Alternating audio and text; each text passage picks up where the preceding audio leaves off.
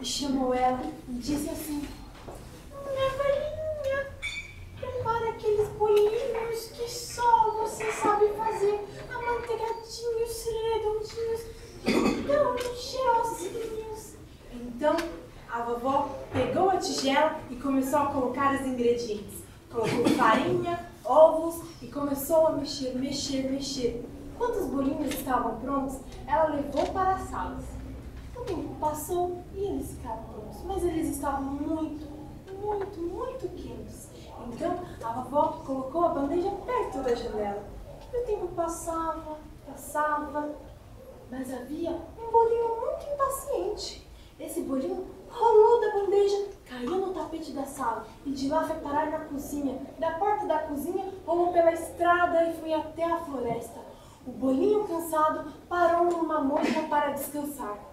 Mal ele sabia o perigo que se aproximava. Uma criatura terrível, a mais perigosa da floresta, a mais temível. Era a lebre. Bolinho! Eu vou devorá-lo!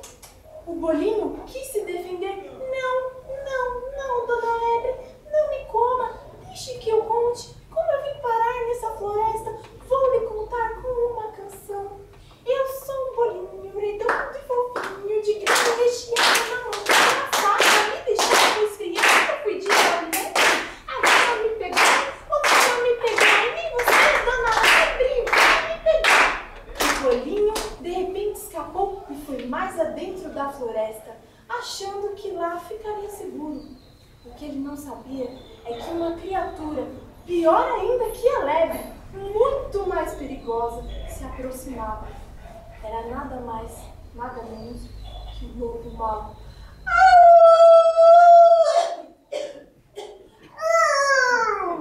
O lobo era um pouco velhinho.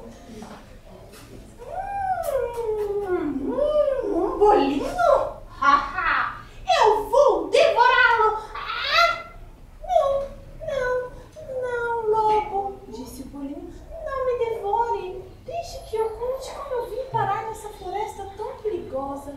Eu sou um bolinho redondo e fofinho, de que se recheado na montanha assada. Me deixou espinhar e fui de rolando. A vaca me pegou, o vaca me pegou, a lebre me pegou e você vai me pegar. E saiu mais adentro da floresta.